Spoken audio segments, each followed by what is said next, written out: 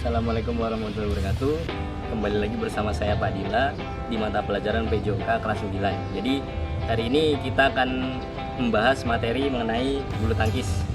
Jadi kita membahas mengenai pengertian, sejarah, dan nanti ada terakhir ada tugas gerak. Jadi tugas geraknya mengenai forehand lob dan backhand. Jadi sebelum kita masuk ke inti gerakannya nanti, kita sedikit membahas mengenai bulu tangkis seperti apa sih. Jadi untuk bulu tangkis sendiri pengertiannya adalah permainan yang dilakukan dengan cara menangkis bola bulu dengan menggunakan raket. Jadi menangkis sama seperti kita memukul bulu tangkis, seperti permainan bulu tangkis memukul menggunakan bola bulu, atau bola bulu itu sebutnya biasanya cock, shuttlecock seperti itu. Untuk cocknya sendiri ini terbuat dari hewan bulu unggas. Jadi cocknya itu kan ada bulunya, itu berasal dari bulu unggas seperti itu. Pengertiannya sudah tahu, masuk ke sejarahnya. Nah, untuk sejarahnya sendiri, bulu tangkis sudah ada sejak 2000 tahun yang lalu di Mesir kuno. Dan ada juga yang mengatakan bahwa bulu tangkis itu berasal dari Cina dan Inggris. Tapi namanya belum bulu tangkis atau badminton. Jadi namanya untuk di Cina itu namanya jianzi. Sementara di Inggris ini namanya battledore and shuttlecock. Nah, dua permainan ini sebenarnya sama seperti bulu tangkis aturannya, yaitu tidak memperbolehkan kok jatuh ke tanah. Kemudian seiring berjalannya waktu, bangsawan di Inggris ini memiliki gedung yang bernama Badminton House, dan permainan battledore and shuttlecock ini dimainkan di sana. Jadi hampir seperti bulu tangkis dimainkan di gedung yang bernama Badminton House seperti itu. Kemudian permainan ini berkembang seiring berjalan waktu. Pada tahun 1850-an orang-orang mulai mengatakan permainan ini badminton. Jadi dikatakan badminton karena mengambil nama dari nama gedung. Badminton House itu diambil, jadi orang-orang mengatakannya sekarang namanya badminton, bahasa Inggrisnya seperti itu.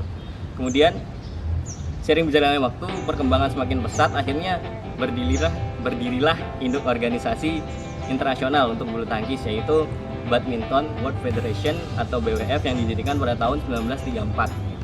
Nah, itu untuk sejarah di luar negeri atau di internasional. Nah, sejarah di Indonesia itu seperti apa? Mungkin saya bisa jelaskan sedikit. Badminton sendiri mulai masuk ke Indonesia itu pada tahun 1947. Jadi kurang begitu banyak peminatnya karena masih zaman-zaman peperangan itu. Akhirnya kayak peminatnya kurang. Mungkin setelah kita merdeka, permainan itu semakin pesat lagi. Jadi banyak atlet-atlet mulai bermunculan pada tahun itu. Setelah zaman perang, sudah merdeka, banyak atlet yang mulai bermain bulu tangkis, sudah dikenal juga permainan bulu tangkis itu sendiri.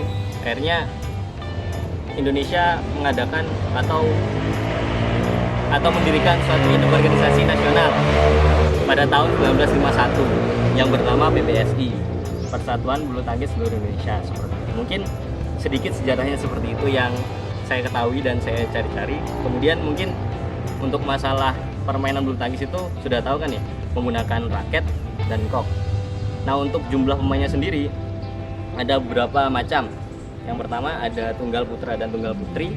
Yang kedua ada ganda putra dan ganda putri. Yang ketiga ada ganda campuran. Nah, untuk poinnya sendiri, gamenya itu best of 3. Jadi siapa yang mendapatkan 2 game awal itu yang menang. Misalkan ada 3 game, 1 sama, berarti harus ada game ketiga untuk menentukan pemenangnya. Kemudian untuk angkanya sendiri bisa dikatakan pemenang game pertama itu kalau misalkan sudah mencapai angka 21. Nah, misalkan angkanya 2 tim ini sama, 20-20, akan diadakan use atau dilanjutkan dengan pemenang di kelipatan kedua. Misalkan 20 sama, kalian bisa menang ketika mendapatkan 22-20 poinnya. Jadi pemenangnya menyelesaikan poin ke 21 yang terlebih dahulu seperti itu. Nah, kemudian itu sedikit mengenai bulu tangkis dari pengertian, sejarah, dan pemain dan lain-lain. Untuk selanjutnya kita masuk ke inti gerakan. Mohon anak-anak disimak semua. Jadi nanti ada 2 gerakan mengenai forehand lob dan backhand. Jadi mohon disimak seperti apa, nanti ada tugas geraknya di akhir. Jadi mohon disimak ya. Oke, kita sekarang akan menjelaskan mengenai forehand. Jadi yang pertama forehand dulu. Sebelum masuk ke prakteknya, kita harus pahami dulu cara pegangan. Namanya pegangan forehand grip. Jadi forehand grip itu seperti jabat tangan. seperti ini, seperti jabat tangan, misalkan seperti ini, jabat tangan seperti ini. Jadi ini ditaruh di samping jempolnya, jadi untuk kekuatan untuk memukul seperti itu. Jadi untuk forehand grip pegangannya seperti ini untuk melakukan pukulan forehand seperti itu. Oke, untuk biasanya latihan dasarnya kita menggunakan lock saja yang lebih gampang. Jadi untuk gerakan forehand lock itu hampir sama seperti kita melempar kok. Jadi gerakannya misalkan yang atlet ini tangan kanan, jadi untuk kaki kiri sebagai tumpuan di depan, kemudian kok dilempar seperti memukul di atas ini, dilempar, kemudian setelah itu gerakannya mengikuti ke depan kakinya lagi, contohnya misalnya seperti ini, lempar ke depan seperti ini. Nah seperti itu untuk gerakan forehand lock. Latihan lainnya seperti ini.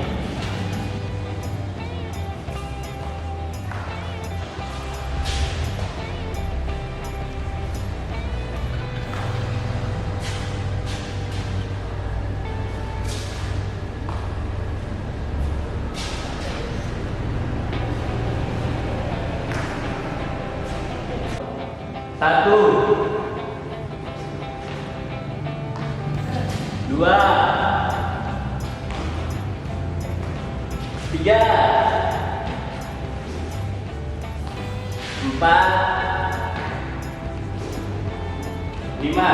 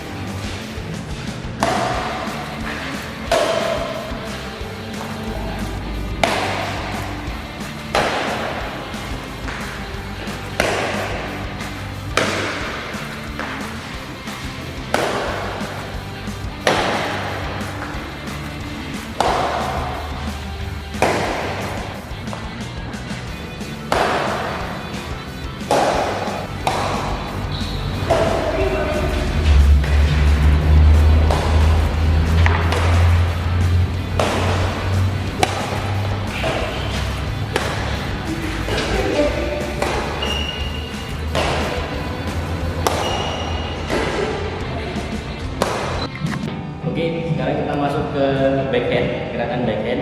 Jadi sebelum kita masuk ke backhand harus kita tahu dulu cara pegangannya, yaitu menggunakan backhand grip. Jadi backhand grip itu kalau tadi kan forehand kan yang salaman seperti berjabat tangan, kalau backhand grip ini dicari sisi yang lebih lebar dari raketnya itu. Kemudian jempol ditaruh di sini. Fungsinya untuk kekuatan, jadi untuk mendorong. Jadi seperti kayak main ketapel, kalian pernah main ketapel kan? Itu contohnya seperti main ketapel, pegangannya seperti ini. Jadi namanya backhand grip. Jadi backhand ini agak susah ya. Jadi karena kita membelakangi, bukan forehand. Kalau misalnya forehand kan masih enak, kalau backhand membelakangi. Jadi misalkan gerakannya seperti ini.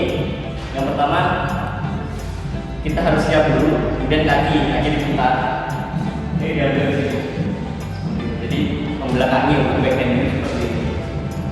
Nah, itu backhand grip. Untuk lebih jelasnya, setelah ini saya contohkan geraknya dan prakteknya langsung.